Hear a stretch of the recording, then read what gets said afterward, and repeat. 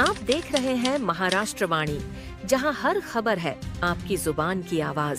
यहां बात होती है राजनीति की चाल और आम जनता के हाल की, समाज के संघर्ष से लेकर सड़कों पर होने वाले अपराध तक की, युवाओं की नौकरियों से लेकर किसानों के सवालों तक की, बारिश की बूंदों से लेकर व्यापार के उतार चढ़ाव तक की, और महाराष्ट्र की संस्कृति, परंपरा, त्योहारों की चमक भी, हर रंग, हर स्वर, हर सच्चाई। क्योंकि ये सिर्फ खबर नहीं, ये है महाराष्ट्र की आत्मा की आवाज। सिर्फ महाराष्ट्र वाणी पर अपनी वाणी को और बुलंद बनाइए। अभी सब्सक्राइब कीजिए, YouTube पर लाइक करें, शेयर करें और बेल आइकॉन जरूर दबाएं। इंस्टाग्राम, फेसबुक और ट्विटर पर भी फॉलो करें @महाराष्ट्र वाणी। हर कोने से हर खबर अब सिर्फ आपके अपने महाराष्ट्र वाणी पर।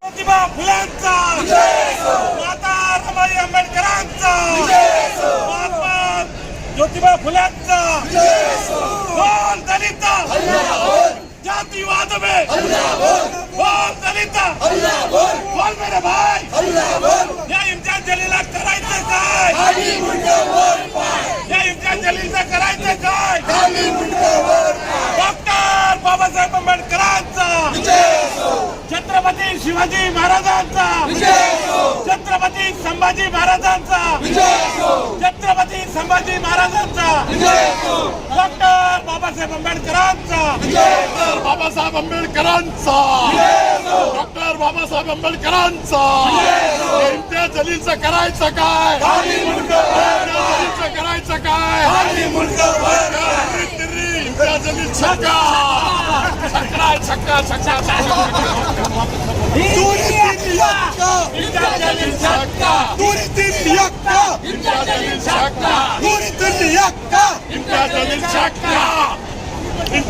तुम्ही अट्रॉसिटी दाखल केलं तर परत त्यांनी समाजाचा अपमान केलेला आहे, काय सांगा?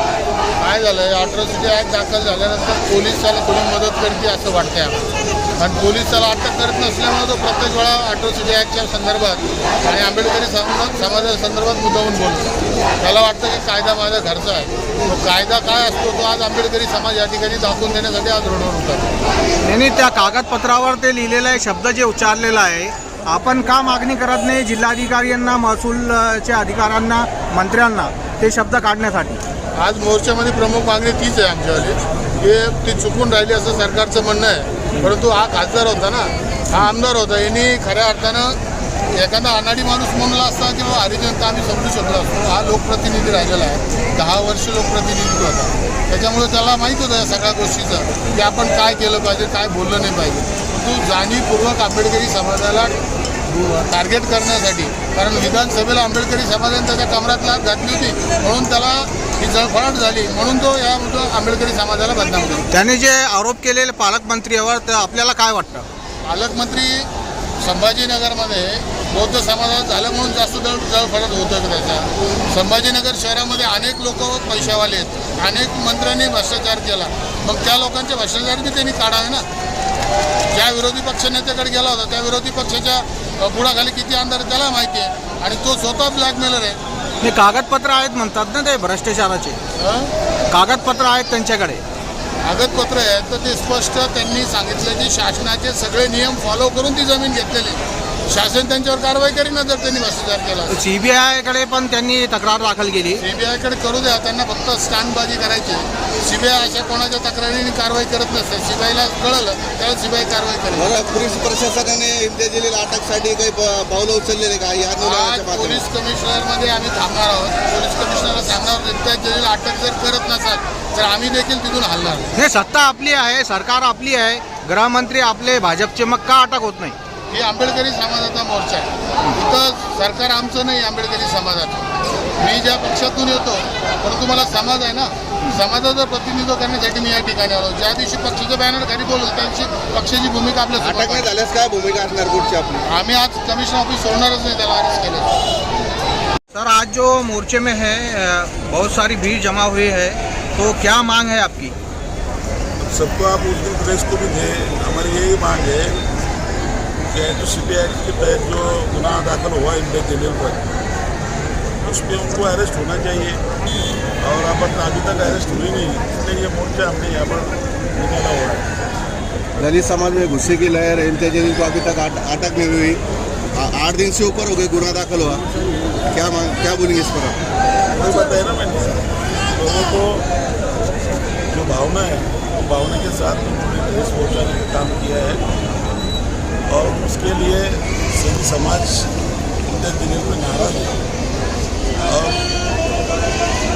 6 महीने में 2 बार उनके ऊपर एफआईआर दाखिल हुई है. हमारा सबका यही कहना है वो कोई भी रहो, इसके ऊपर गुनाह दाखिल होता है तो उसको अरेस्ट होना चाहिए.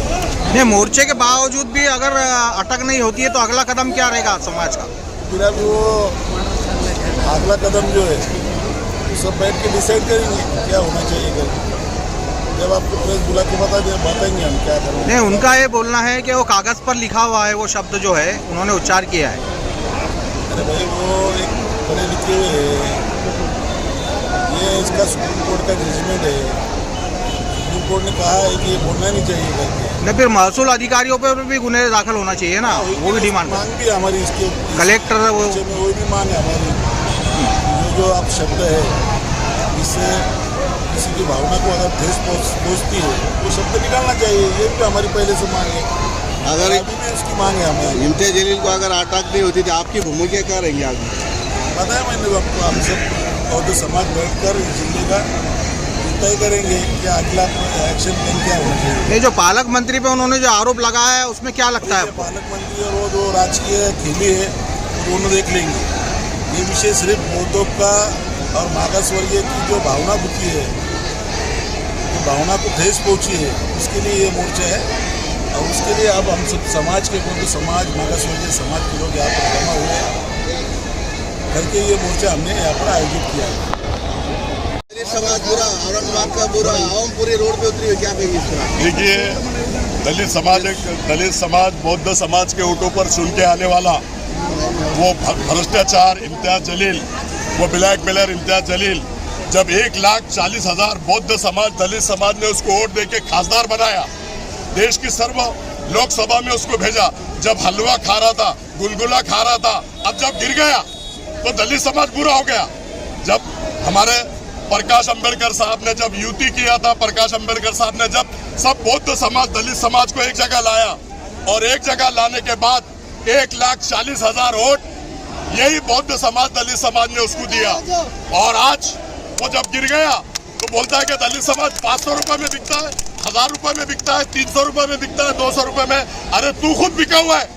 तू जब 6,000 की नौकरी करता था, 500 रुपए भीख मांगता था, तू 1000 रुपए भीख मांगता था. दलित समाज संवैधानिक है, बाबा साहब अंबेडकर के अनुयायी है सब, और बाबा साहब के नाम पर इसको अंदर कराने का काम हम सब मिलके करेंगे और उसको सलाखों के पीछे देखने का काम हम सब मिलके करेंगे, ऐसा मैं कहता हूँ। इम्तियाज जलील को अगर अटक नहीं होती क्या भूमिका रहेंगी आप? इम्तियाज जलील को अलग अटक नहीं होती है तो पूरा बौद्ध समाज, दलित समाज के साथ अगला कदम जो भी होगा उनके साथ में कंधे को कंधा लगा के रास्ता रोको करना है तो रास्ता रोको करेंगे, किसी का घेराव करना है तो घेराव करेंगे, ऐसा मैं आपके माध्यम से कहता हूं। अफसर में कल उन्होंने ये कहा है कि मुकुंदवाड़ी पर कार्रवाई होती है और शहर में जो है अवैध धंधे चल रहे हैं उस पर पुलिस कार्रवाई नहीं कर रही। सब इसके है, गुटखे का धंधा इसका है, रेती का धंधा इसका है, बायोडीजल का धंधा इसका है, अनाज का धंधा जो गरीब लोगों को, सब धंधे इसके ही है।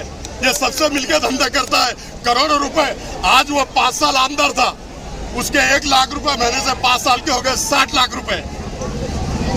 5 साल खासदार था, 1.5 लाख रुपए से हो गए वो 90 लाख रुपए। 1.5 कोटी उसको आए, जिसमें से उसका गाड़ी का खर्चा, आने जाने का खर्चा, उसकी फैमिली का खर्चा, जिसमें से 75 लाख रुपए खर्चा हो गए। 75 लाख रुपए समझो उसके पास बचे, तो कोटी आधी प्रॉपर्टी वो लेता कहां से? लोगों को ब्लैकमेल करके, लोगों को टॉर्चर करके, लोगों को हमेशा भ्रष्टाचार करके।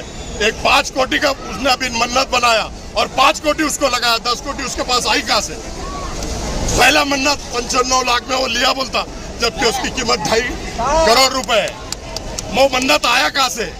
बाबा जानी के बेटे से लिया 2.5 करोड़ में प्लॉट, 12 नंबर का प्लॉट, वो 2 करोड़ में बता रहा, व्हाइट में एफिडेविट दिया सिडको में, वो प्लॉट उसके पास आया कहां से? इसने सब भ्रष्टाचार किया, पूरे महाराष्ट्र को और देश को लूटने का काम किया। लुटारू ये है, बिकाऊ ये है, और हम लोगों को, दलित समाज को और बौद्ध समाज को बोलता है। तो ऐसे कुछ इसकी जगह सिर्फ जेल में और सलाखों के पीछे, ऐसा मैं आपके माध्यम से कहना चाहता हूँ।